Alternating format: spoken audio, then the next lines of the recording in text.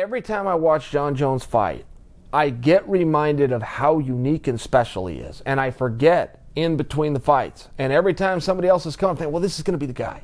This could be the guy. Then you watch Jon, you go, okay, I will never pick against Jon Jones again. That's just silly.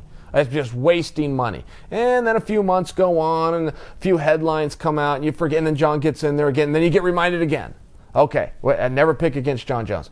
I will tell you the worst I've ever seen Jon Jones look was against OSP, of which Jon won every single minute of that fight and left with the world championship. The second worst I've ever seen Jon Jones look was tonight, where he won every single round and left with the world championship. Now, that is all meant to be a compliment. That is meant to be a compliment that an athlete has pulled away so far from the pack that even on a bad night, he's the best. And he's the best by a meaningful point. But when the fight was over, I had to start to reassess what I had seen in the 12 previous minutes in terms of Jon not looking quite like himself, in terms of Jon looking a little slow, not pulling the trigger, not quite having some of the same output.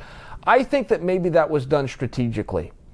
I think it was done strategically because he was also questioning himself. Well, I haven't been in here a while. This could be a long and drawn-out fight. My opponent has a great gas tank. He can go later, longer. Maybe I should reserve a little bit of energy. I think maybe that would explain some of the output. And the reason I came to that conclusion, the reason I had to change my mind when the fight was over and look back at what I had just seen and maybe reassess it, is Jon Jones, when he went on that sprint at the end, when he went for that takedown in the third round, of which he found. Okay, he failed 2, 3, and 4 times previously, but he went back to the well one more time, found that takedown, ran his feet, took Gus down. Strategically, and said this afterwards, we studied Gustafsson's fights. We realized when you hit the mat, he will create a scramble. And if he gets back to his feet, now he's back where he wants to be. But if he doesn't, if you can keep him down for 30 seconds, he will concede the position. He will begin to play bottom game guard. So I took him down. I tied up his wrist. I rode him. Waited till 30 seconds, and then I went to work.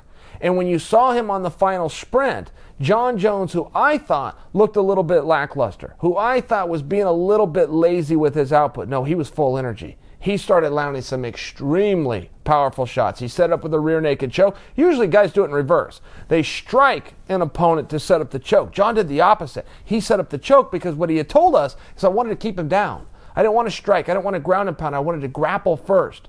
Take his effort out of him, then look for the finish, which in this case was the strikes, and they were very powerful. The referee was forced to step in. There was no question about it.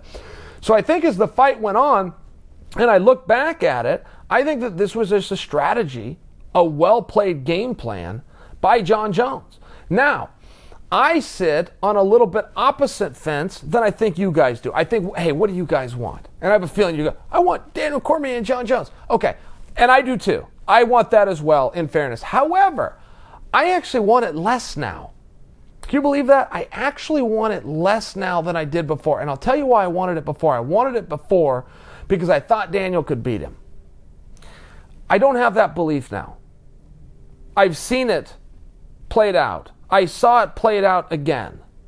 And he didn't beat him either time. And now I saw what I saw with Jon Jones. I saw the change up in the strategy. I saw a Jon who's been out of the ring, who was a little apprehensive, and was still in complete control and was the greatest fighter in the world. Now, if you wanted to change the scenario for me, because I don't need to live under the definition of insanity, which is doing the same thing over and over again and expecting a different result. If you want to change one of the elements for me and tell me that we're going to do it over, and in this case, over again, but we're going to do it at heavyweight, now you've got my attention.